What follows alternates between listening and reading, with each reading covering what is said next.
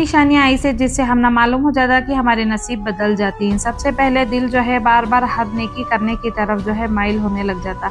अचानक हमें इबादत करना शुरू करती हैं, दुआ, तौबा और कुरान पढ़ना और सदका देने लग जाती हैं। दूसरा, ज़िंदगी में जो है बिना माँगे सुकून आने लग जाता।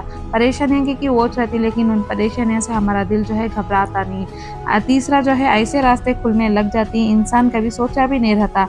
अचानक से अच्छे लोग मिल जाती हैं, नए-नए जो है मौके हमारे सामने आ जाते हैं। हर एक इंसान की ज़िंदगी में ऐसे लम्हे ज़रूर आए रहते हैं जहाँ पर इंसान अपने आप को बेबस और लाचार समझ लेता रहता। हमारे दिल में दर्द रहता, आँखें में पानी रहता, लेकिन हमें किसी को अपने दिल का हाल बता भी नहीं सकते और कोई जान भी नहीं सकता।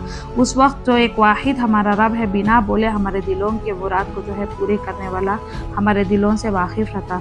तो रमज़ान का महीना है, इत्तिकाफ़ में बैठने की कोशिश करो, अपने अकेले लम्हे को जो है अल्लाह ताला के साथ बिताने की कोशिश करो।